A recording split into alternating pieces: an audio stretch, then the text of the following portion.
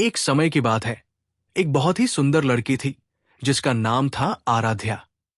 बहुत लोग उसे आराध्या बुलाते थे। वो पूरे गांव की सबसे सुंदर लड़की थी।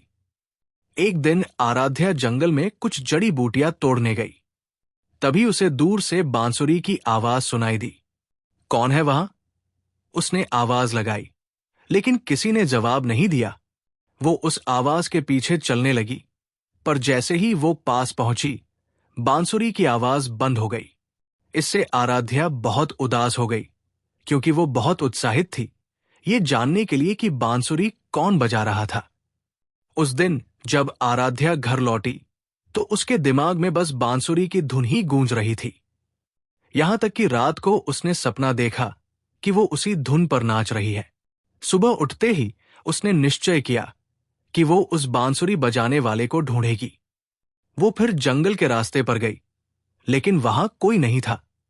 वो झाड़ियों के पास बैठ गई, ताकि अगर कोई फिर से बांसुरी बजाए तो वो सुन सके। कुछ देर बाद उसे फिर बांसुरी की आवाज सुनाई दी। वो दोबारा रेंगते हुए उस दिशा में बढ़ी, लेकिन कोई दिखाई नहीं दिया। किसी ने जवाब नहीं दिया, इसलिए वो आवाज के पीछे चलती रही। आखिरकार वो जंगल के किनारे एक छोटी सी झोपड़ी तक पहुंची। वहां उसने देखा कि एक युवक अपनी छोटी बहन के लिए बांसुरी बजा रहा था।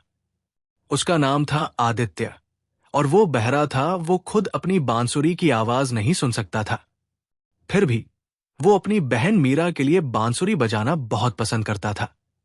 आदित्य और मीरा गरीब अनाथ थे, जो अकेले ही गांव में रहते थे। उनके कोई दोस्त नहीं थे, और वो हमेशा अपने में रहते थे। आदित्य ये देखकर हैरान हो गया कि आराध्या उनके घर आई है, क्योंकि उनके यहां कोई नहीं आता था। मीरा ने जल्दी से पूछा, दीदी, हम आपकी क्या मदद कर सकते हैं? आराध्या ने बताया कि वो बांसुरी की आवाज के पीछे पीछे आई, क्योंकि उसे जानना था कि इतना सुंदर सुर कौन बजा रहा है। मीरा ने ये बात आदित्य को इशारों में समझाई। आदित्य ने आराध्या के बैठने के लिए कुर्सी लाई। फिर उसने दोबारा बांसुरी बजाना शुरू किया। आराध्या को पता ही नहीं चला कि कब उसने जोर जोर से गाना शुरू कर दिया। आदित्य और आराध्या एक दूसरे से पहली ही नजर में प्यार करने लगे। भले ही आदित्य कुछ सुन नहीं सकता था, पर वो हवा में उस संगीत की भावना महसूस कर रहा था। इससे वो बहुत खुश था। आराध्या गा रही थी। तभी उसे याद आया कि देर हो रही है। उसने मीरा से कहा कि वो अपने भाई को बता दे कि वो कल फिर आएगी, और उसने हाथ हिलाया और घर की ओर भाग गई। आराध्या अपनी मां शांति देवी और छोटे भाई चिराग के साथ रहती थी। उनके पिता की मृत्यु कई साल पहले हो चुकी थी। शांति देवी ही दोनों बच्चों की देखभाल करती थी। गांव की सबसे सुंदर लड़की होने के कारण सभी लोग आराध्या को बहुत पसंद करते थे। जब भी वो बाजार जाती, लोग उसे देखकर रुक जाते। गांव के युवा लड़के तो उससे शादी करना चाहते थे। गांव का सबसे सुंदर युवक समर भी आराध्या पर दिल हार चुका था। लोग अक्सर कहते थे कि अगर दोनों की शादी हो जाए तो उनके बच्चे कितने सुंदर होंगे। समर कई बार आराध्या के घर शादी का प्रस्ताव लेकर आया था, लेकिन आराध्या ने अब तक हां नहीं की थी। यहां तक कि उसके मामाओं रामनाथ और गोपाल ने भी उसे समझाया कि वो समर से शादी कर ले, पर आराध्या ने साफ मना कर दिया। आराध्या हमेशा किसी ऐसे व्यक्ति से शादी करना चाहती थी जिसे वो सच्चे दिल से प्यार करे, और समर वो इंसान नहीं था। आराध्या रोज आदित्य और मीरा से मिलने जाने लगी। दोनों का प्यार हर दिन और गहरा होता गया। आखिरकार उन्होंने शादी करने का फैसला किया। आदित्य अपने एकमात्र चाचा रघुवीर के साथ आराध्या के घर उसके परिवार से मिलने गया, ताकि वो शादी की बात पक्की कर सके। लेकिन जब आराध्या के मामाओं को पता चला कि आदित्य गरीब और बहरा है, तो वो बहुत नाराज हो गए। उन्होंने कहा कि आदित्य को आराध्या से दूर रहना चाहिए, और गुस्से में उठकर वहां से चले गए। आराध्या बहुत दुखी हो गई और अपने कमरे में जाकर रोने लगी। उसने कहा, मां, मैंने ऐसा क्या किया है इन लोगों का? मुझे उस इंसान से शादी करने दो जिससे मैं प्यार करती हूं। आदित्य और उसका चाचा रघुवीर आराध्या के घर से लौट गए। आदित्य ने अपने कानों से कुछ नहीं सुना, लेकिन उसके दिल को महसूस हुआ कि कुछ ठीक नहीं है। घर जाकर उसने सोचा, मुझे ऐसा जीवन क्यों मिला है? उसकी आंखों से आंसू बहने लगे।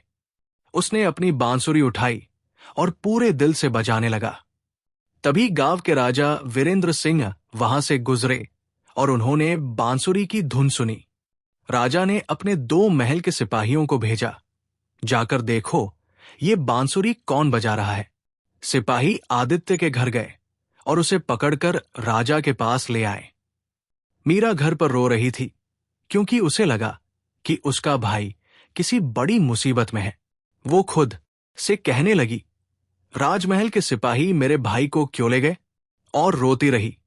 आदित्य बहुत उलझन में था, क्योंकि उसे समझ नहीं आ रहा था कि राजा वीरेंद्र सिंह उसे क्यों बुलाना चाहते हैं।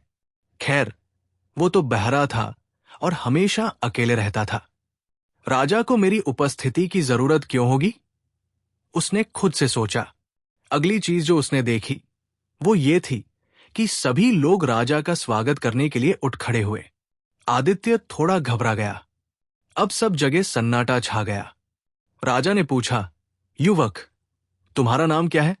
तभी महल के एक सिपाही ने उत्तर दिया, महाराज, ये आदित्य है, मार्जियोस का बेटा। ये बहरा है और अपनी छोटी बहन के साथ अकेले रहता है। समझ गया, राजा वीरेंद्र सिंह ने कहा। फिर उन्होंने हरिशंकर को बुलाया। राजा ने कहा, मैं इस युवक से बात करना चाहता हूं। महल का सिपाही तुरंत गांव के अनुवादक हरिशंकर को बुलाने दौड़ा।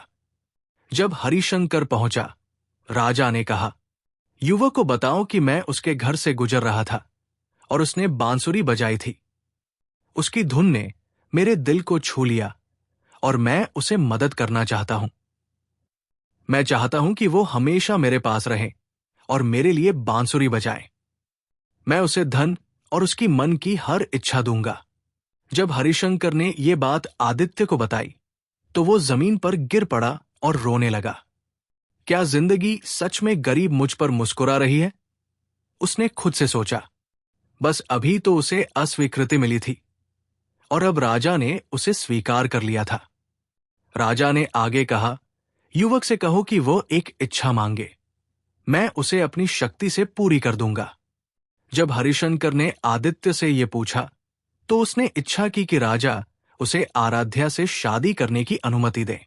जब हरिशंकर ने राजा को ये बताया, राजा ने अपनी शाही चादर उठाई और कहा, तुम्हारी इच्छा पूरी हो गई, बेटे।